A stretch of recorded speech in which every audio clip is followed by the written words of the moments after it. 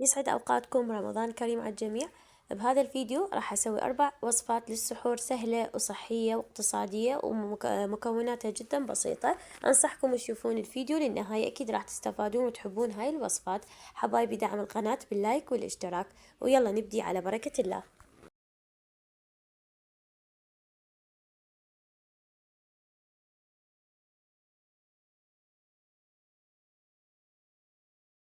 أول وصفة صحية هي حمصة العدس. هنا أنا عندي عدس غسلته وخليته على النار إلى أن استوى وتغير لونه ونشف المي. هسه راح نسوي بجدر نحط شوي زيت الزيتون، نحمص البصل، نخلي ثوم، شوية رشة كركم، كمون، ملح، فلفل أسود.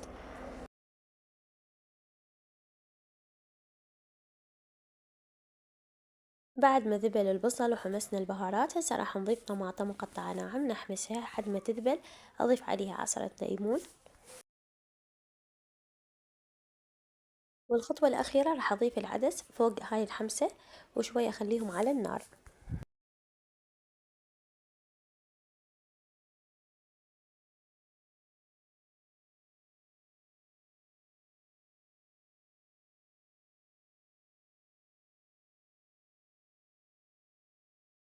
وهذا الشكل الأخير لحمسة العدس.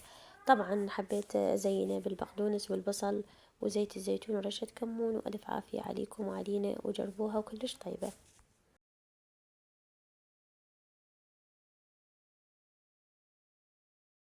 بالنسبة للوصفة الثانية كلش سهلة. هنا أنا عندي خبز إشراق، ضفت أنواع من الجبن، جبن قشقوان، جبنة مالحة، وجبن مشلشل أو جبنة ضفيرة، وأخلي عليهم رشة من الزعتر. راح أغلفهم،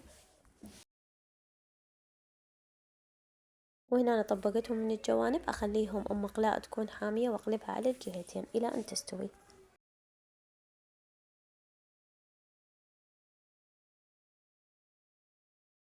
وهاي الوصفة صارت جاهزة، أخذت ويانا 5 دقائق والطعم كلش طيب.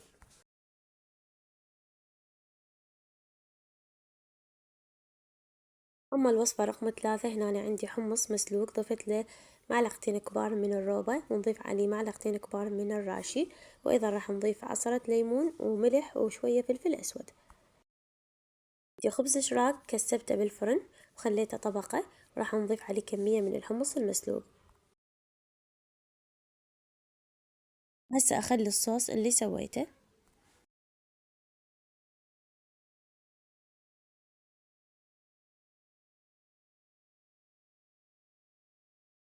وللتزيين خليت كمية من زيت الزيتون ورشة من الكمون وحبات من الحمص.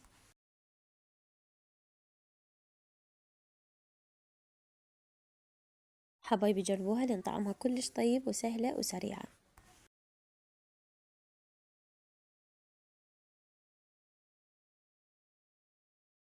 نجي على الوصفة الأخيرة للسحور، كلش سهلة وطيبة. عندي بطاطا برشتها، نحمسها بزيت الزيتون إلى أن تذبل،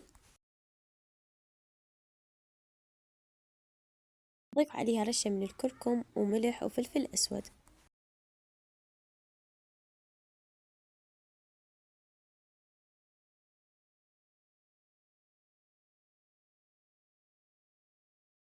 وهنا حبيت أضيف حبات الطماطة الكرزية.